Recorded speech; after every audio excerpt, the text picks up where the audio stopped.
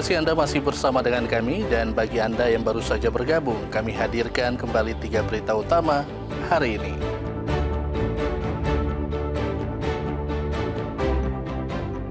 Polres Manokwari ringkus 3 warga yang akan memakamkan asisten rumah tangga secara tidak layak.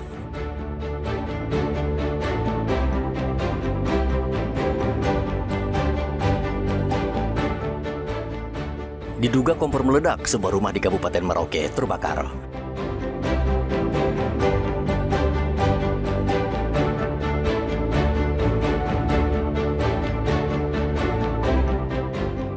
Seribu lilin sebagai simbol duka perempuan Sentani untuk pasien Irene Sokoy.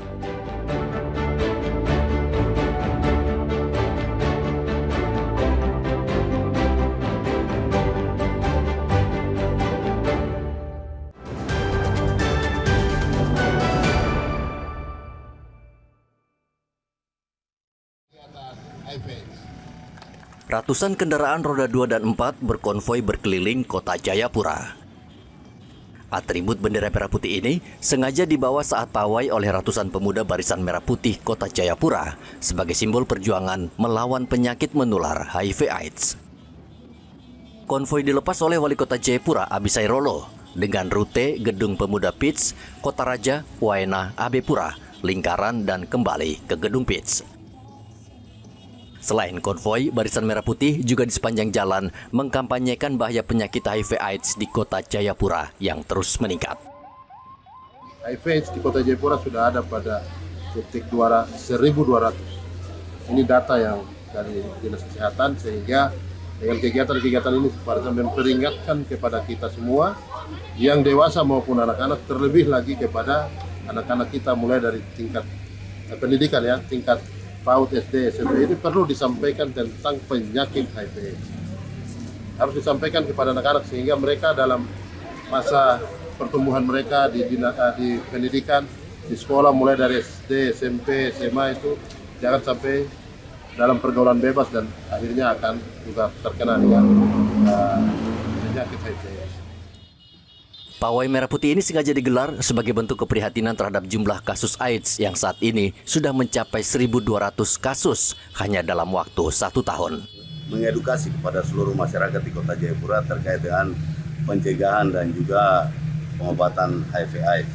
Nah, sehingga kita tahu bersama bahwa tadi telah disampaikan bahwa data di Kota Jayapura ada sekitar 1.200 orang yang terkena dampak HIV/AIDS.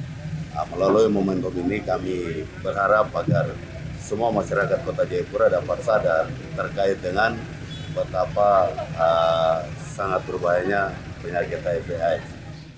Masyarakat juga diimbau berperan aktif dalam menjaga kesehatan diri, mencegah penularan HIV/AIDS, serta tidak ragu melakukan pemeriksaan dini sebagai langkah perlindungan.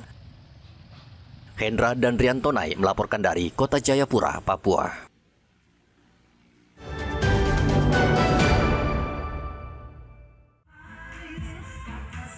Pagelaran Pekan Olahraga Provinsi di Merauke, Papua Selatan berdampak pada ekonomi warga, terutama usaha mikro kecil dan menengah atau UMKM. Sejumlah UMKM berjualan di sekitar lokasi kejuaraan. Ketersediaan tempat untuk pelaku usaha mikro kecil dan menengah dilakukan Pemda untuk mempromosikan produk-produk mereka.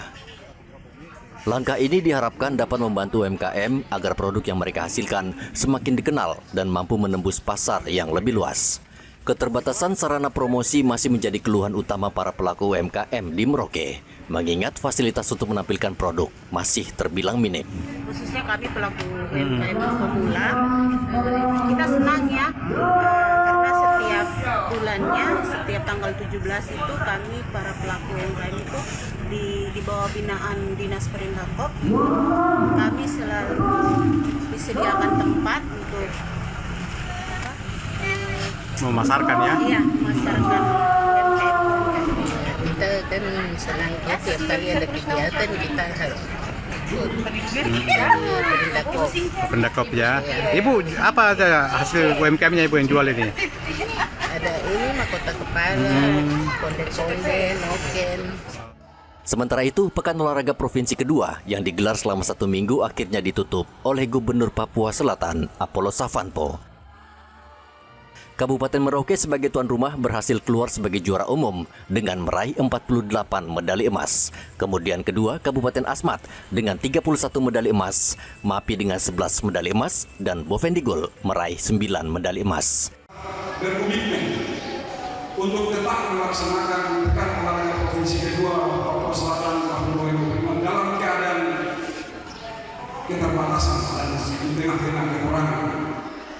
Ini adalah komitmen bersama kita untuk terus menumbuh kembangkan, memelihara dan menjaga persatuan rasa persaudaraan di antara kita. Pekan Olahraga Provinsi kedua yang berlangsung selama sepekan diikuti 1.300 atlet dari 4 kabupaten.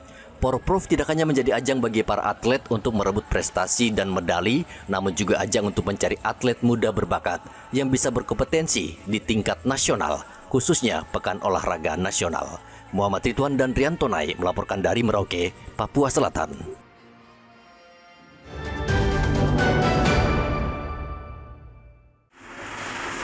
Sebuah rumah di Wasur 2, Kabupaten Merauke ludes terbakar pada hari Senin. Api dalam waktu singkat menghanguskan seluruh bangunan berikut barang-barang di dalam rumah.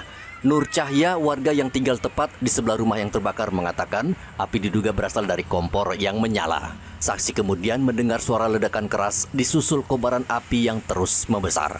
Bangunan rumah yang terbuat dari kayu juga membuat api dengan mudah membakarnya. Kompor. Jam berapa tadi tuh? Sekitar jam berapa ya? Ya 20 menitan yang lalu lah. Ada ledakan sebelumnya, tidak ada? Ada ledakan dari minyak tanah. Minyak tanah itu ya. 2 mobil pemadam kebakaran dikerahkan memadamkan api sehingga tidak membesar dan merembet ke rumah lainnya. Tidak ada korban jiwa dalam kebakaran ini, namun pemilik harus mengikhlaskan sebagian barang berharga miliknya hangus terbakar. Polisi masih menyelidiki penyebab pasti kebakaran. Muhammad Ridwan dan Rian Tonai melaporkan dari Merauke, Papua Selatan.